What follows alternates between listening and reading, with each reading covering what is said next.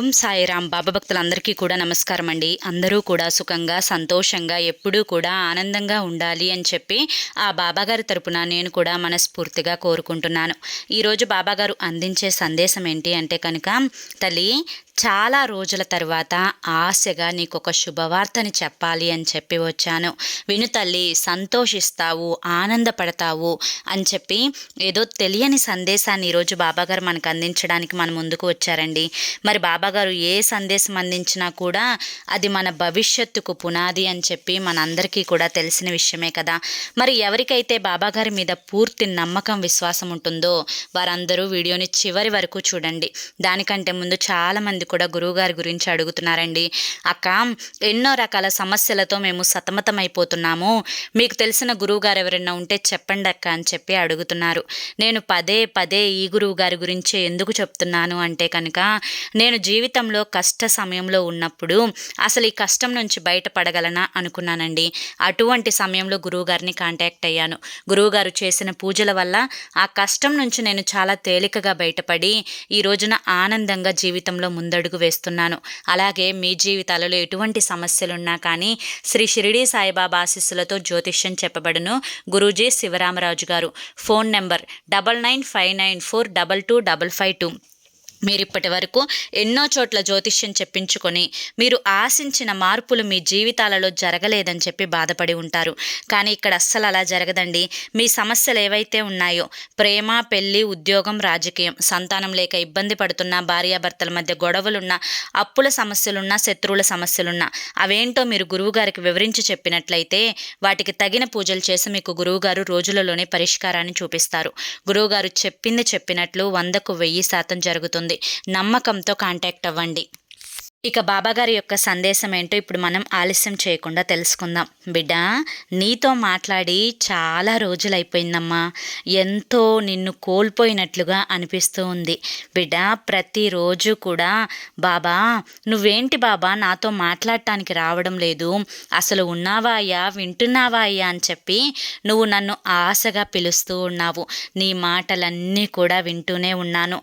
నీ మనసులో ఉండే ప్రతి ఆలోచనను, ప్రతి బాధను అన్నింటినీ కూడా తెలుసుకుంటూనే ఉన్నాను, ఆలకిస్తూనే వస్తున్నాను. బిడ్డ, ఈరోజు నీతో మాట్లాడాలి అని చెప్పి వచ్చానమ్మా. ఒక తండ్రిగా నన్ను ఆహ్వానించి నీతో మాట్లాడే అవకాశాన్ని నాకు అందించు. నీకు ఒక శుభవార్తని చెప్పేసే వెళ్తాను. ఎందుకమ్మా ఇంత బాధపడుతున్నావు? మనస్సులో ఏదో ఆవేదన నిన్ను కలచి వేస్తూ ఉంది.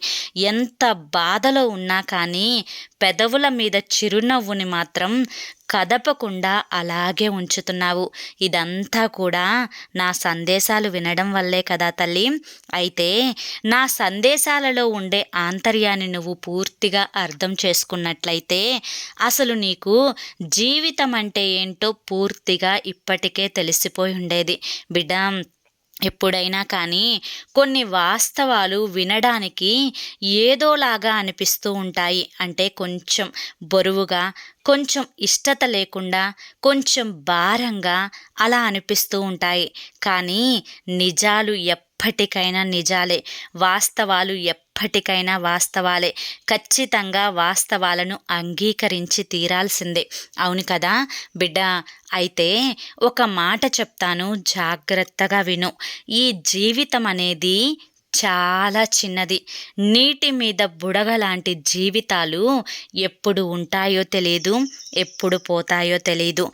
పుట్టేటప్పుడు నీకు తెలియదు, మరణించేటప్పుడు కూడా నీకు తెలియదు. మధ్యలో ఉండే ఈ జీవితం అనే నాటకంలో ఎన్నో కోపాలు వస్తూ ఉంటాయి, ఎన్నో ఆవేశాలు వస్తూ ఉంటాయి. ఒకరి పట్ల ఒకరికి కోపాలు, ద్వేషాలు ఏర్పడతాయి. అన్నింటికీ కూడా మూల కారణం డబ్బు. డబ్బు ఎంత ఉన్నా కూడా మనిషి తన పొట్టకి పట్టేంత అన్నాన్ని మాత్రమే తినగలుగుతాడు. అంతేకాకుండా ఇప్పుడు ఎంత డబ్బున్నా కూడా ఎన్నో రకాలైన అనారోగ్య సమస్యలతో మనుషులు బాధపడుతూ ఉన్నారు. తల్లి, తెలుసుకోవలసిన వాస్తవాలు ఏంటి అంటే కూడా ధనం కంటే ముఖ్యం ఆరోగ్యం. ఆరోగ్యం అనేది మనిషి దగ్గర ఉండాలి అంటే ఆ మనిషి ప్రశాంతంగా ఉండాలి, నవ్వుతూ ఉండాలి, ఆనందంగా ఉండాలి, పెదవుల మీద చిరునవ్వుని ఎప్పుడూ కూడా పోగొట్టకూడదు. ఇలా ఒక మనిషి ఆనందంగా ఉండాలి, ఉత్సాహంగా ఉండాలి, ఆరోగ్యంగా ఉండాలి, మానసికంగా బలంగా ఉండాలి అంటే మొదట ఆ మనిషి ప్రశాంతంగా ఉండాలి. అంటే పూర్వజన్మల పాపాలు అనేవి, పుణ్యాలు అనేవి ఆ మనిషిని అతలాకుతలం చేస్తూ ఉంటాయి. కొన్ని గ్రహ దోషాలు, జాతక దోషాలు, ఏలినాటి శని ప్రభావం అనేది ఆ మనిషిని కిందకి పైకి కుదిపేస్తూ ఉంటాయి. వీటన్నింటినీ కూడా తట్టుకొని ఎన్నో కష్టాలను భరిస్తూ, ఒక పక్క భర్తల వల్ల కష్టాలని అనుభవిస్తూ, మరొక పక్క బిడ్డల వల్ల కష్టాలని అనుభవిస్తూ మానసికంగా ఆనందంగా ఉండాలి అంటే ఎలా కుదురుతుంది బాబా చెప్పు అని చెప్పి అడుగుతూ ఉన్నావా? అయితే వీటన్నింటికి కూడా నేను నీకు ఈరోజు సమాధానాన్ని చెప్తాను. మనసంతా కూడా తెల్లటి కాగితంలాగా మార్చుకో. ఈ తెల్లటి కాగితం మీద ఇప్పుడు నేను చెప్పే వాటన్నింటినీ కూడా అక్షరాలను అందంగా మార్చుకొని రాసుకో.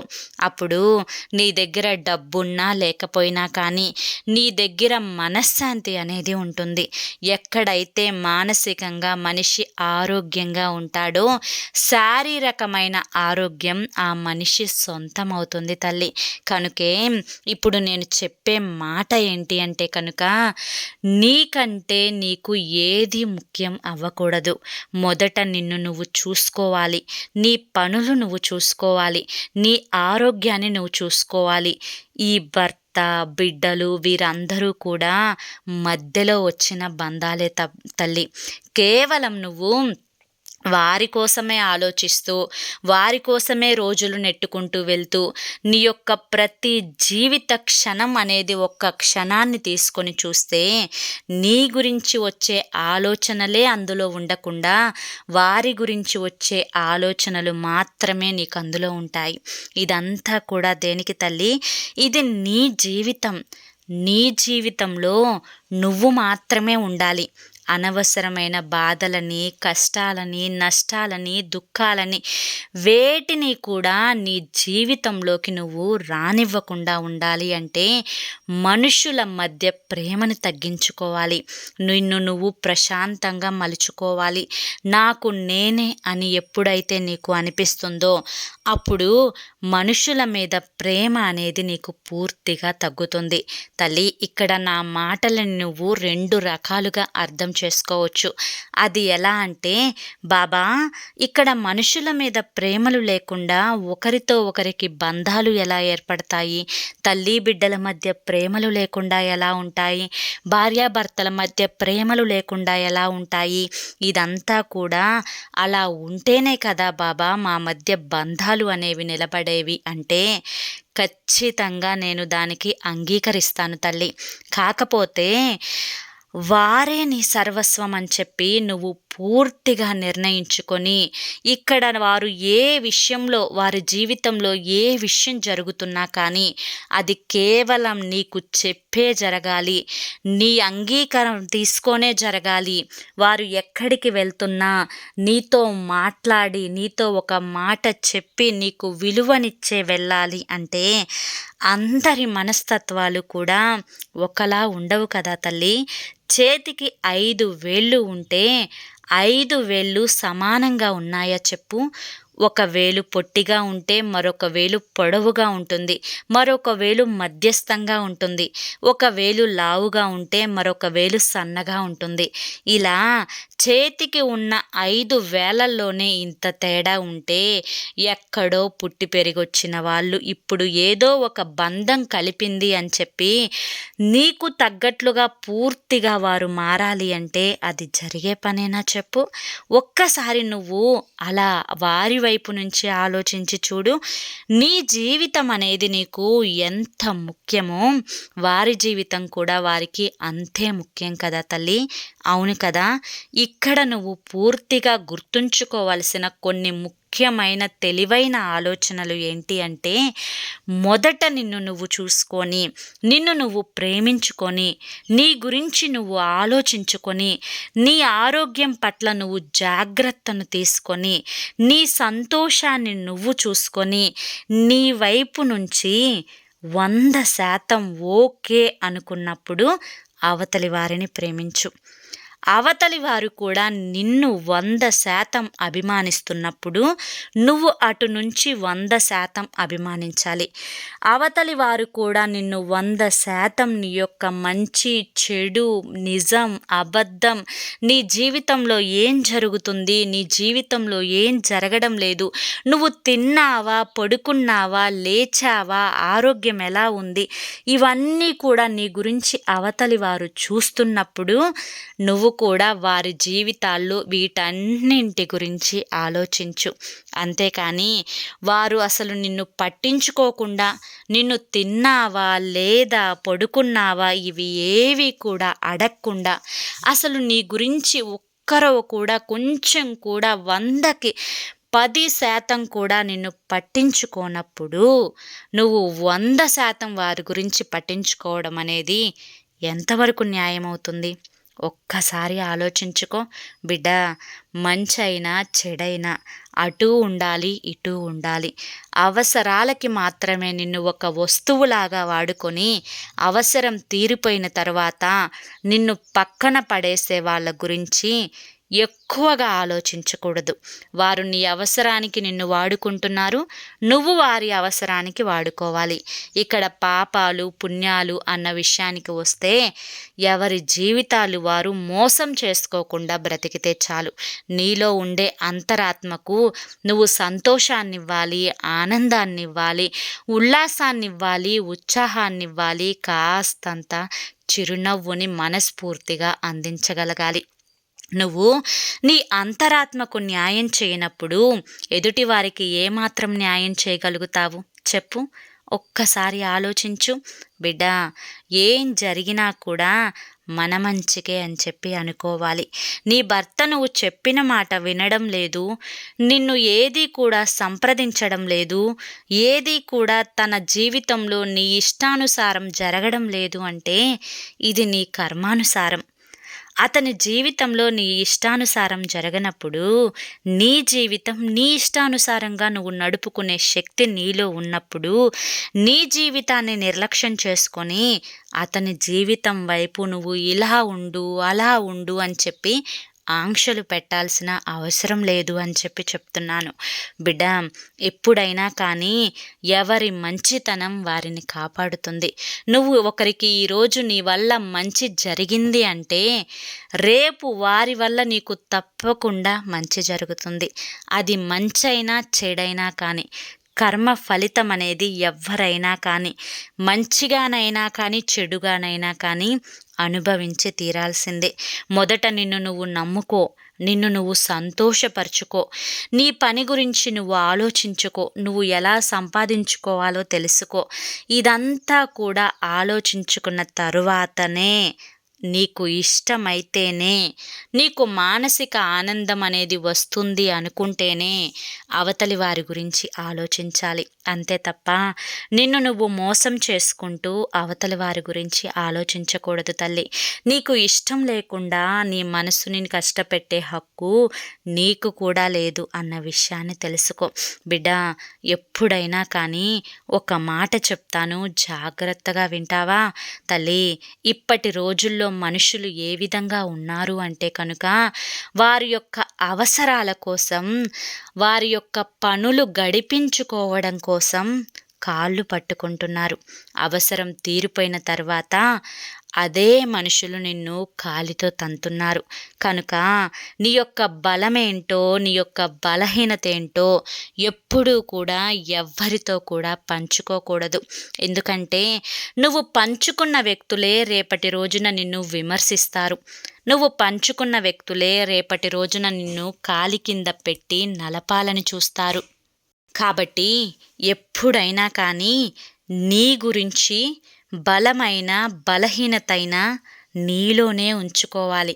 అంతేకాని ఎదుటి వారి నుంచి చెయ్యి చాపి ఏది కూడా ఆశించనంత వరకు నువ్వు మహారాజులాగా బ్రతికినట్లే లెక్క. ఎదుటి వారి కింద నువ్వు చెయ్యి చాపి ఏదైనా అడిగినప్పుడు నువ్వు వారి కింద లొంగినట్లే లెక్క. ఒకరి కింద లొంగావు అంటే కనుక వారు నిన్ను ఏ విధంగా ఆటాడిస్తారు అంటే ఖచ్చితంగా వారు నిన్ను చెప్పు చేతల్లో పెట్టుకోవడానికే ప్రయత్నిస్తారు. కాబట్టి నీ జీవితానికి నువ్వే రాజు అవ్వాలి, నువ్వే మంత్రివ్వాలి. బిడ్డ, ఇవన్నీ కూడా నీకు ఎందుకు చెప్తున్నాను అంటే కనుక నా బిడ్డ ఇంకా ఈ ప్రపంచంలో అమాయకంగానే బ్రతుకుతూ ఉంది. నా బిడ్డ ఇంకా ఈ ప్రపంచంలో నలుగురిలోకి వెళ్ళినప్పుడు ఎలా ప్రవర్తించాలో కూడా తనకి తెలియడం లేదు. నా బిడ్డ ఈ రోజుకి కూడా నలుగురు చేత నవ్వించబడుతోంది. నా బిడ్డ ఈ రోజుకు కూడా మంచికి చెడుకి తేడా అనేది తెలుసుకోలేకపోతుంది. అసలు జీవితం అంటే ఏంటో తను అర్థం చేసుకోలేకపోతుంది. నా బిడ్డ అందరూ కూడా తనలాగే మంచిగా ఆలోచిస్తారు, తనలాగే మంచిగా ప్రవర్తిస్తారు అని చెప్పి అనుకుంటూ బ్రతుకుతూ ఉంది. కానీ ఇక్కడ అంతా కూడా వ్యతిరేకంగా జరుగుతూ ఉంటే నా బిడ్డ మనసుకి నొప్పిగా అనిపిస్తూ ఉంది.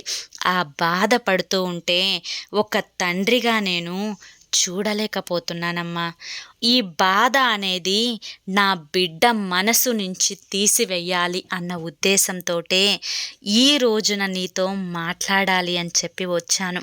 బిడ్డ, మనసులో నీకు ఎన్నో కోరికలున్నాయి, ఎన్నో ఆశలు ఉన్నాయి.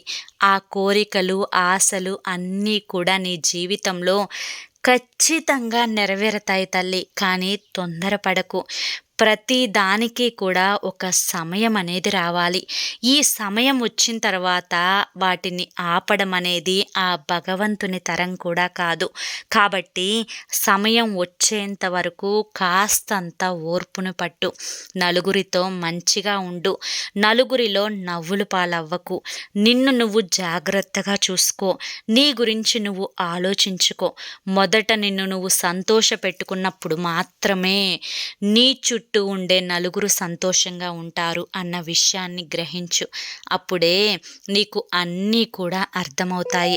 బిడ్డ, నీకు చెప్పాలి అనుకుంటున్న శుభవార్త ఇదే తల్లి.